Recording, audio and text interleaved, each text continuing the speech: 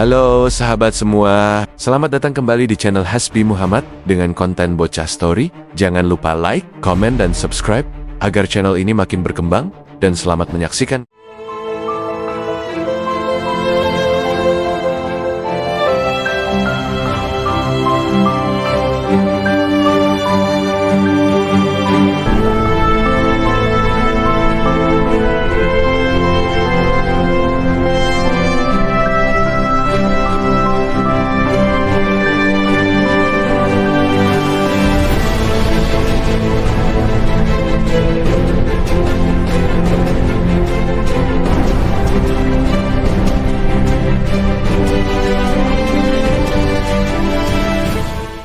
Kali ini, kita akan membahas salah satu babak paling krusial dalam sejarah Indonesia, yaitu masa pendudukan Jepang dari tahun 1942 hingga 1945.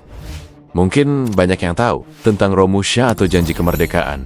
Tapi, pernahkah kalian berpikir bagaimana sebenarnya Jepang mengubah total sistem pemerintahan yang sudah dibangun Belanda selama ratusan tahun hanya dalam waktu 3,5 tahun? Ini bukan sekadar pergantian bendera, tapi sebuah transformasi besar-besaran yang dampaknya masih kita rasakan sampai sekarang. Mari kita kupas tuntas bagaimana Jepang membongkar dan membangun kembali struktur pemerintahan di Nusantara. Awal tahun 1942, dunia sedang bergejolak oleh Perang Dunia Kedua. Jepang, dengan ambisi besar membangun kawasan kemakmuran bersama Asia Timur Raya, melancarkan serangan kilat ke seluruh Asia Tenggara. Pada bulan Maret tahun 1942, setelah pertempuran singkat, Hindia Belanda menyerah tanpa syarat. Bendera merah putih biru diturunkan, dan Hinomaru, bendera matahari terbit, mulai berkibar di seluruh penjuru negeri. Kedatangan Jepang disambut dengan perasaan yang campur aduk. Sebagian rakyat Indonesia melihat mereka sebagai saudara tua yang datang untuk membebaskan Nusantara dari cengkeraman penjajahan. Propaganda Jepang yang menggaungkan slogan "Asia untuk orang Asia" terdengar begitu manis di telinga bangsa yang sudah ratusan tahun dijajah. Mereka berjanji akan mengakhiri eksploitasi bangsa Barat. Namun, di balik janji manis itu, ada agenda tersembunyi yang jauh lebih besar. Tugas pertama Jepang adalah mengamankan sumber daya alam Indonesia, terutama minyak, karet, dan timah, untuk menopang mesin perang mereka. Untuk melakukan ini, mereka harus mengontrol pemerintahan secara total. Langkah pertama yang mereka ambil sangat drastis: membubarkan seluruh struktur pemerintahan sipil Hindia Belanda. Gubernur Jenderal dan para residen Belanda dimasukkan ke dalam kam-kam interniran. Semua pegawai Eropa dipecat. Kosongnya jabatan ini menjadi sebuah peluang yang dimanfaatkan Jepang. Mereka mulai merekrut orang-orang Indonesia untuk mengisi posisi-posisi tersebut. Namun, tentu saja, ini bukan karena kebaikan hati. Jepang butuh tenaga administrasi yang mengerti kondisi lokal dan bisa menjadi perpanjangan tangan mereka. Secara strategis, Jepang membagi wilayah Nusantara menjadi 3 zona pemerintahan militer yang terpisah. Ini penting untuk mencegah munculnya perlawanan yang terorganisir secara nasional. Pertama, ada pemerintahan Angkatan Darat ke-16 yang berpusat di Jawa dan Madura dengan markas besar di Jakarta. Kedua, pemerintahan Angkatan Darat ke-25 untuk wilayah Sumatera yang berpusat di Bukit Tinggi. Dan ketiga, pemerintahan Angkatan Laut II atau Armada Selatan Kedua yang menguasai Kalimantan, Sulawesi, Maluku, dan Nusa Tenggara dengan markas di Makassar. Setiap wilayah ini diperintah secara terpisah dan memiliki kebijakan yang sedikit berbeda, tergantung pada kepentingan strategis militer Jepang di sana. Komunikasi dan perjalanan antar pulau ini sangat dibatasi. Akibatnya, rasa kesatuan sebagai satu bangsa Indonesia justru sempat terkikis karena isolasi ini. Di tingkat lokal, Jepang melakukan perubahan yang lebih fundamental. Mereka menghapus sistem provinsi ala Belanda dan menggantinya dengan sistem Shu yang setara dengan karesidenan. Di bawah Shu, ada Si atau kota, Ken atau kabupaten, Gun atau kawedanan,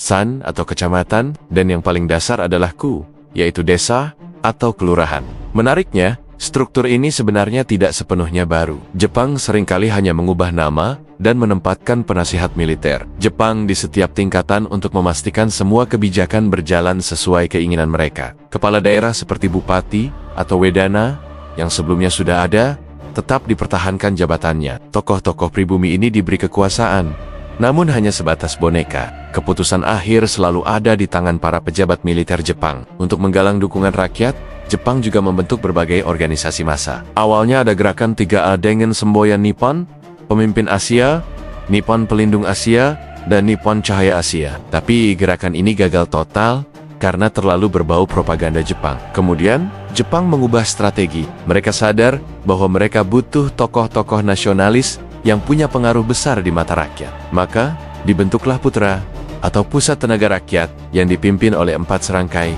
Soekarno, Muhammad Hatta, Ki Hajar Dewantara, dan K. Harimas Mansyur. Bagi Jepang, Putra adalah alat untuk memobilisasi rakyat demi kepentingan perang. Tapi bagi para pemimpin kita, Putra adalah panggung untuk berbicara langsung kepada jutaan rakyat Indonesia, menyebarkan ide-ide nasionalisme, dan secara diam-diam mempersiapkan fondasi untuk kemerdekaan. Soekarno sering berpidato di radio, membakar semangat rakyat, meskipun harus disisipi propaganda pro-Jepang. Pesan-pesan terselubung tentang persatuan dan kemerdekaan selalu berhasil disampaikan. Selain itu, Jepang juga membentuk badan-badan semi-militer seperti Seinendan atau Barisan Pemuda, Keibodan atau Barisan Pembantu Polisi, dan yang paling terkenal, Peta atau Pembela Tanah Air. Tujuannya jelas, untuk menciptakan pasukan cadangan yang bisa membantu Jepang jika sekutu datang menyerang. Ratusan ribu pemuda Indonesia dilatih disiplin militer, cara menggunakan senjata, dan taktik berperang. Ironisnya, pelatihan inilah yang menjadi modal besar bagi bangsa Indonesia. Lulusan PETA, seperti Jenderal Sudirman dan Soeharto, kelak menjadi tulang punggung Tentara Nasional Indonesia dalam mempertahankan kemerdekaan yang baru saja diraih. Namun, di balik semua pelatihan dan organisasi ini, kehidupan rakyat jelata sangatlah menderita. Kebijakan ekonomi perang Jepang benar-benar mencekik. Petani dipaksa menyerahkan sebagian besar hasil panen mereka dengan harga yang sangat rendah melalui sistem wajib store. Akibatnya, kelaparan merajalela di mana-mana. Puncaknya adalah kebijakan Romusha, kerja paksa. Jutaan rakyat Indonesia dikirim ke berbagai daerah, bahkan ke luar negeri seperti Burma dan Thailand, untuk membangun benteng Landisen Paku dan proyek-proyek militer lainnya dalam kondisi yang tidak manusiawi. Banyak dari mereka yang tidak pernah kembali. Seiring berjalannya waktu, kekalahan Jepang di Perang Pasifik mulai terlihat jelas. Posisi mereka semakin terdesak. Untuk mempertahankan dukungan dari rakyat Indonesia, Jepang akhirnya mengeluarkan janji Koiso pada September tahun 1944 yang menjanjikan kemerdekaan di kemudian hari. Bendera merah putih diizinkan berkibar di samping bendera Jepang, dan lagu Indonesia Raya boleh dinyanyikan. Sebagai tindak lanjut, pada Maret tahun 1945, Jepang membentuk BPUPKI atau Badan Penyelidik Usaha-Usaha Persiapan Kemerdekaan Indonesia. Disinilah para pendiri bangsa kita berkumpul, berdebat, dan merumuskan dasar negara kita. Pancasila, serta rancangan Undang-Undang Dasar BPUPKI kemudian digantikan oleh PPKI, Panitia Persiapan Kemerdekaan Indonesia, yang bertugas untuk menyelesaikan persiapan akhir kemerdekaan. Meskipun Jepang yang membentuk badan-badan ini, para pemimpin kita memanfaatkannya dengan cerdas untuk benar-benar merancang negara Indonesia yang merdeka dan berdaulat. Mereka tidak lagi hanya mengikuti arahan Jepang, tetapi mengambil inisiatif penuh. Jadi, apa kesimpulan dari semua ini? Masa pendudukan Jepang adalah periode yang penuh paradoks. Di satu sisi, ini adalah 3,5 tahun penderitaan yang luar biasa akibat eksploitasi ekonomi dan kerja paksa. Namun di sisi lain, periode ini secara tidak sengaja mempercepat proses menuju kemerdekaan Indonesia. Penghapusan elit Eropa dari birokrasi memberi kesempatan bagi orang Indonesia untuk mendapatkan pengalaman memerintah. Pembentukan organisasi massa dan militer memberikan sarana untuk menyebarkan semangat nasionalisme dan melatih para pejuang. Dan yang terpenting, kekosongan kekuasaan yang terjadi setelah Jepang menyerah pada Agustus tahun 1945 memberikan jendela kesempatan yang dimanfaatkan dengan sempurna oleh Soekarno dan Hatta untuk memproklamasikan kemerdekaan Indonesia. Pendudukan Jepang adalah pelajaran pahit namun berharga, yang menunjukkan bahwa di tengah masa-masa tergelap sekalipun, benih-benih kemerdekaan bisa tumbuh dan mekar. Transformasi pemerintahan yang mereka lakukan, meskipun didasari oleh kepentingan egois, ternyata menjadi landasan yang tidak terduga bagi lahirnya Republik Indonesia. Terima kasih sudah menonton sampai akhir. Semoga video ini memberikan wawasan baru bagi kalian semua tentang betapa kompleksnya sejarah bangsa kita. Jangan lupa untuk like, komen, dan subscribe agar tidak ketinggalan episode-episode sejarah menarik lainnya. Sampai jumpa di video berikutnya.